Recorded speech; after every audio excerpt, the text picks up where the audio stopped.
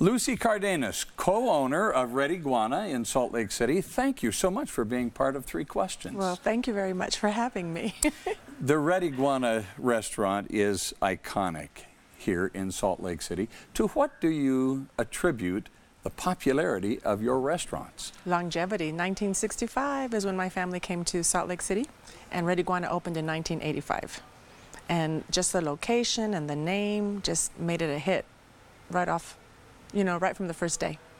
Well, there's more to a restaurant's success than just the location and the name. Well, they say location, location, location, but I don't know about that. But my parents' good cooking. Yeah. My dad did all the cooking. My mother joined him. My mother had another restaurant going on at the same time. So while one restaurant was closing down, Red Iguana opened up. Tell us that story. How did Red Iguana get started? Well, it got started out of more of a necessity. My father's desire to give his family shelter, make a living, do something.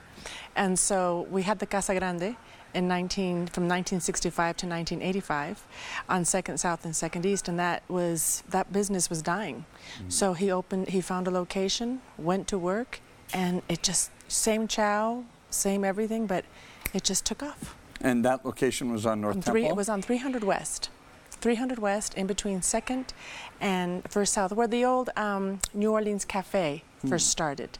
Yeah, so it was a very cool building. And then the New Orleans moved out, and they had a cool building on 2nd South and 2nd East, and my father moved in right on that building, but that burned down, and then it took a year to find the current location on North Temple. Red Iguana has an incredible legacy with your family moving from San Francisco, I believe it was. That's where my parents met, yes. First, first they had the Casa Grande. Yes. And then they closed that down, opened up Red Iguana. Yes. At what point did your family know that Red Iguana was going to really take off? I think when, there's actually a story attached to it.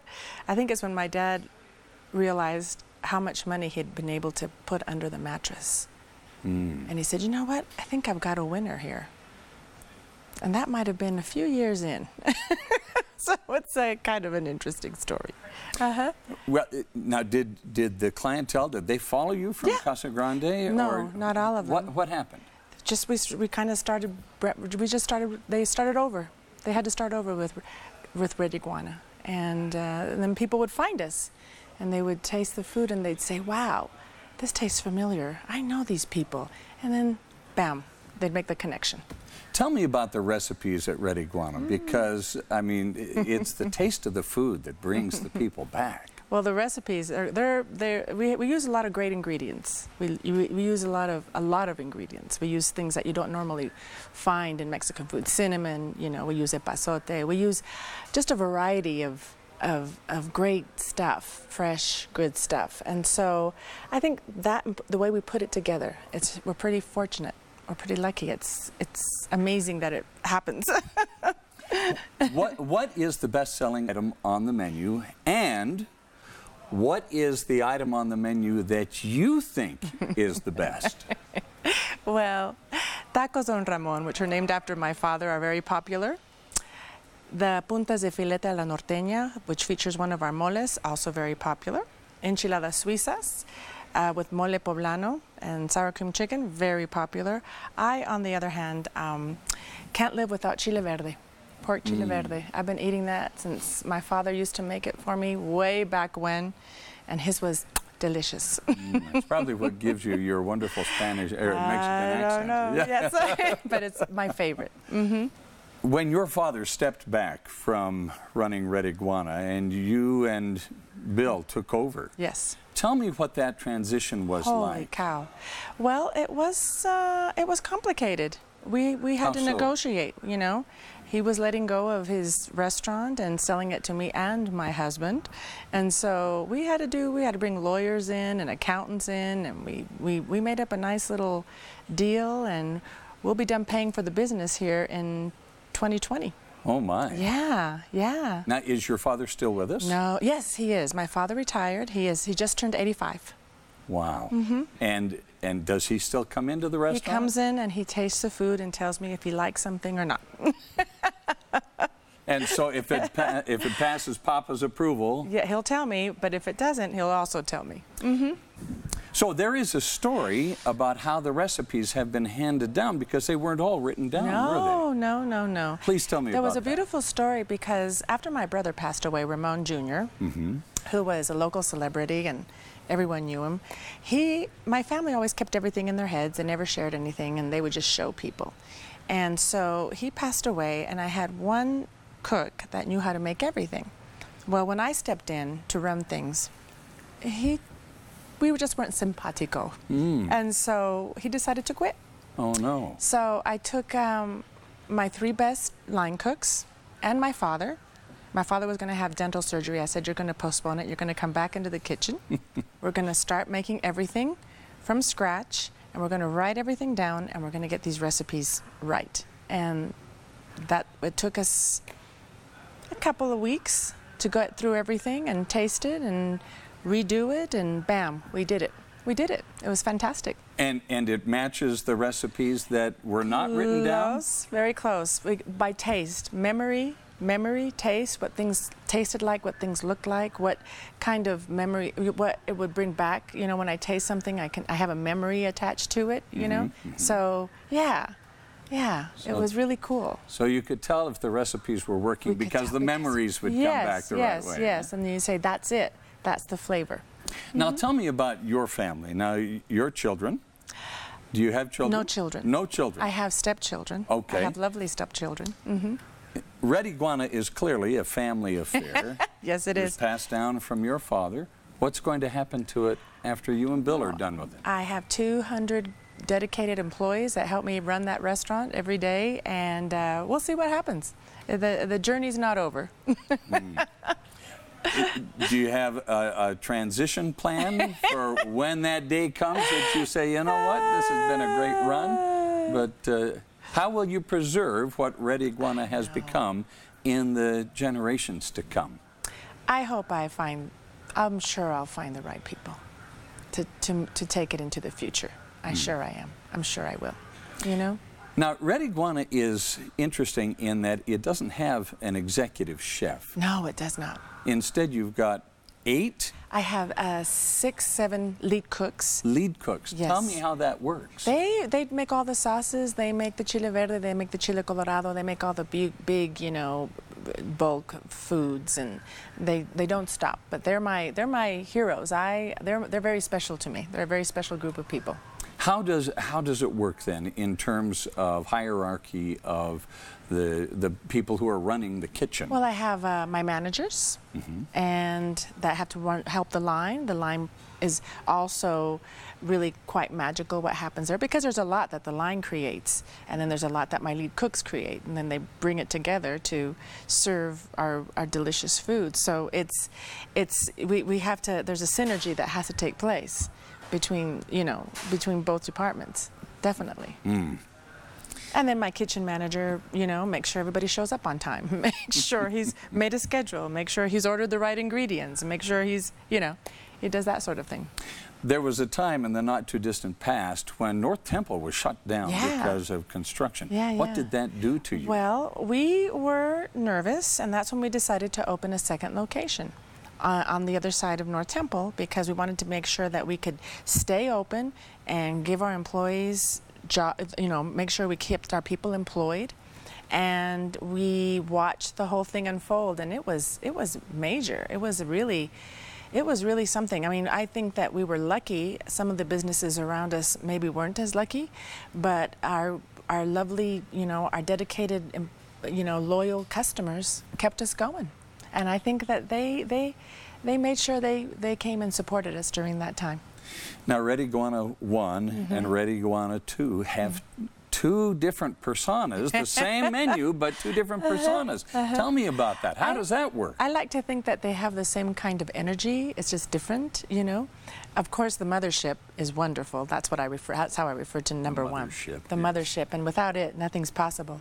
But Red Iguana 2, I think, is very special. There's a lot of things in there. Everything on the walls, everything that you see is very symbolic to my family, what we liked culturally, what we were like.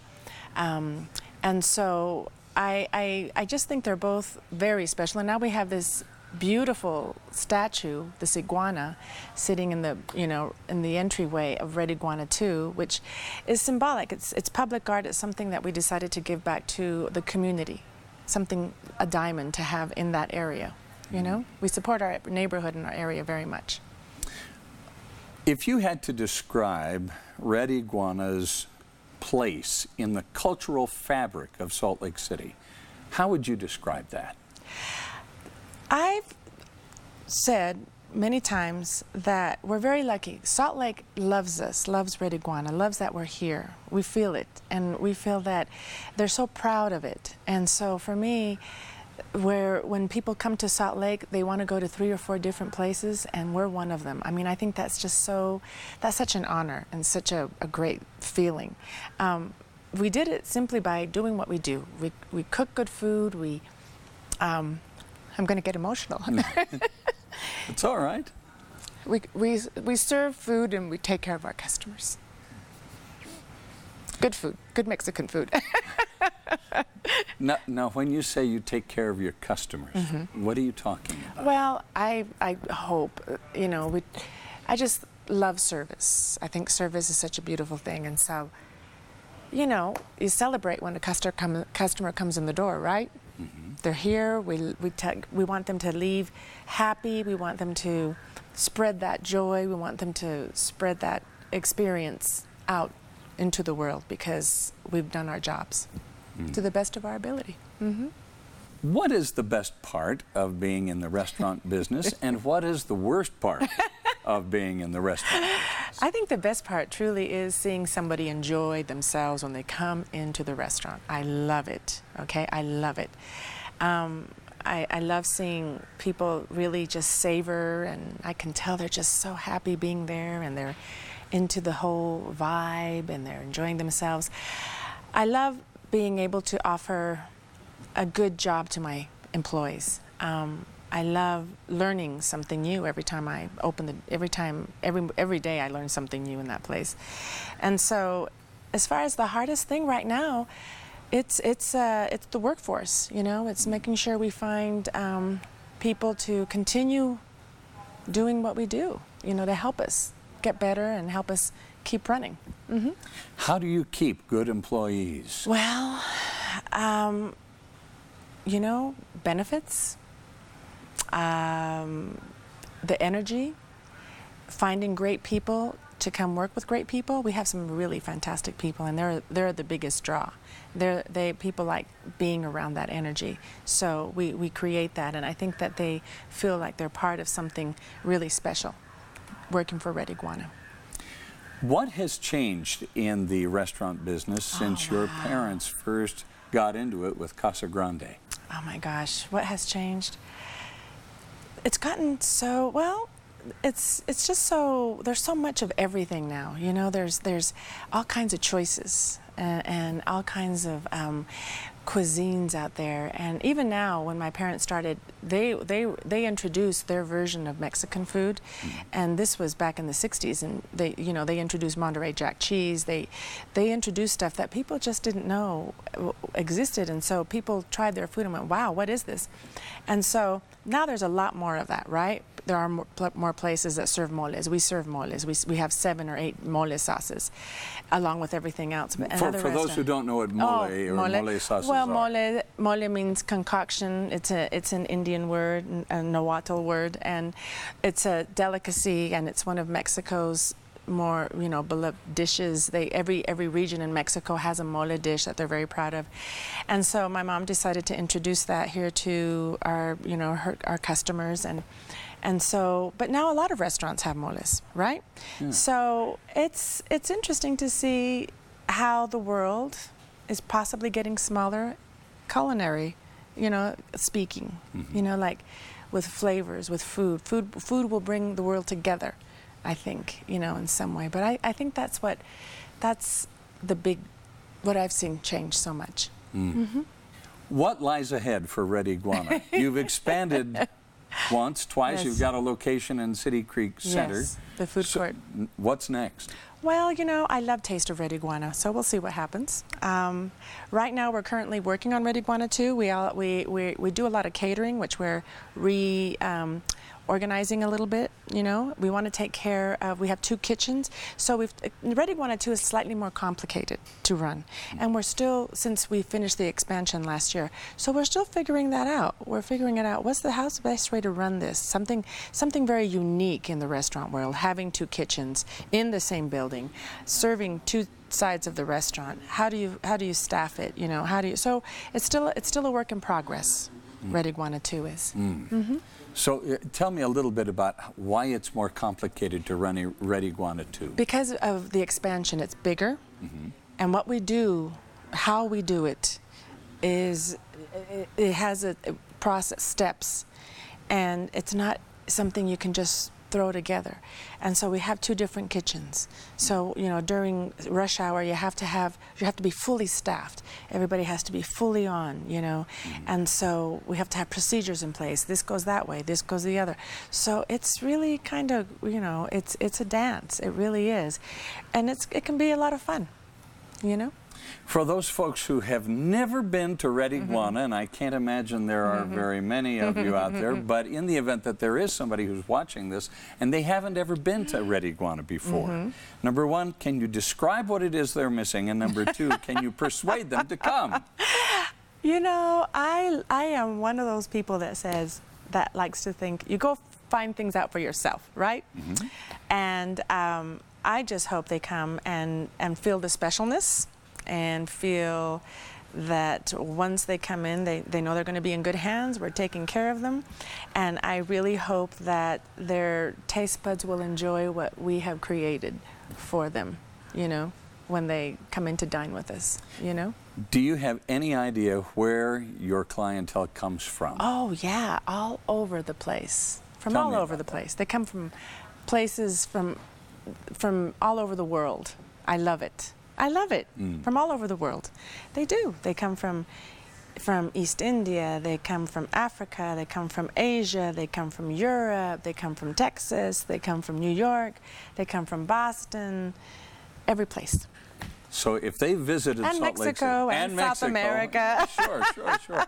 Bill was saying earlier that he's counted how many? 49? Yeah. 49 different license plates in the parking lot. Because we're nationally known, and people decide to drive to Salt Lake so they could eat at Red Iguana. Wow. Isn't that cool? So you are a destination. We are a destination. Not just in Utah, not just in the Mountain West. No, we're a destination. From all over the world. Yeah. Well, Lucy Cardenas, co-owner of Red Iguana, thank you so much for being part of 3 Questions. Thank you very much.